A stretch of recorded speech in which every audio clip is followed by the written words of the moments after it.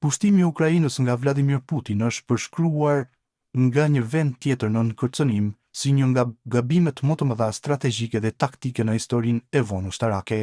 Udhëheqësi i Finlandës, Aleksandr Stab, thotë se Rusia ka qenë duke ndërtuar forca në anën e saj të kufirit finlandez-rus, por se vendi i tij, tani antar i NATO-s, po qëndron i qetë dhe i përmbajtur përballë agresionit. Kreu i strategjisë së vendit skandinav për forcat e tij mbrojtëse konfirmoi javën e kaluar se po monitoronte situatën në kufi dhe po bënte punën e saj për të përgatitur për më të keqen. Finlanda ndan kufirin më të gjatë toksor europian me Rusin, që shtrihet në 832 milje, me qytetin kryesor rus të Shën Petersburgut rreth 500 milje larg. Vendi u bë antar i 31 i NATO-s kur u bashkua zyrtarisht në vitin 2023. Si Finlanda, ashtu edhe Suedia aplikuan për antarësim pas përpjekjes së Rusisë për pushtimin e Ukrainës, duke përmendur shqetësime sigurie.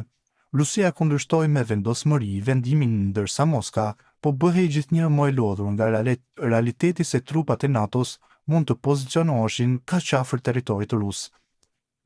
Ne finlandezët jemi të qetë dhe të përmbajtur, tha presidenti Stab në një intervistë me CNN. Donjëherë kur sheh gjërat në mediat ndërkombëtare, ndoshta është paksa e shtrembëruar. Ne kemi kufirin në kontroll të plot. Rusia gjithmonë ka pasur baza ushtarake përgjatë kufirit ton dhe ka një grumbullim normal trupash. Duhet të mbani mend se 4 brigada u zhvendosën nga distrikti i Leningradit kur filloi lufta në Ukrainë. Dhe pritja jonë është që do të ketë një grumbullim trupash ndërsa lufta mbaron dhe ky grumbullim do të vazhdojë. Presidenti Donald Trump zhvilloi bisedime me homologun e tij finlandez në shtëpinë e tij në Mar-a-Lago në fillim të këtij viti dhe ul pranë 57 vjeçarit gjatë funeralit të Papa Franceskut. Presidenti Stab konfirmoi se dyshja flasin në telefon mjaft rregullisht. Bisedat janë shkëmbime normale diplomatike idesh dhe jam i lumtur që mund ta bëj këtë sepse vijnë nga një vend i vogël dhe sa herë që presidenti i një vendi të vogël është në gjendje të flasë me presidentin e Shteteve të Bashkuara, kjo është një pjesë e mirë e diplomacisë sonë. Lidhur me përfaqësimin e forcave ushtarake ruse, Stab tha, arsyeja është shumë e thjeshtë. Ne kemi një nga ushtritë më të mëdha në Europë së bashku me Turqinë, Ukrainën dhe Poloninë, dhe për më tepër, sapo kemi dyfishuar kufirin e NATO-s, kështu që ky është aktivitet normal rus. Shërbimi detyrueshëm ushtarak i Finlandës shton 900.000 personel në rezervën e saj të mundshme të kohës së luftës dhe ajo krenohet me një arsenal mbreslënës armësh.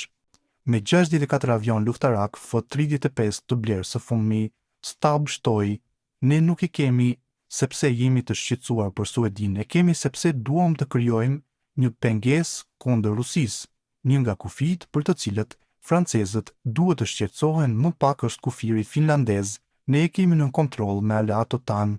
Stab u pyet në lidhje me pretendimet e Moskës se dëshira e Ukrainës për të bashkuar me NATO-n është ajo që shkaktoi luftë dhe nëse ai kishte shqetësime të ngjashme për Finlandën pas antarësimit në NATO, nuk mendoj se Finlanda do të ishte bashkuar me NATO nëse Putin nuk do të kishte sulmuar Ukrainën, tha presidenti. Sigurisht, Finlanda dhe Ukraina janë dy vende të ndryshme dhe ne kemi një histori shumë të ndryshme, shtoi ai.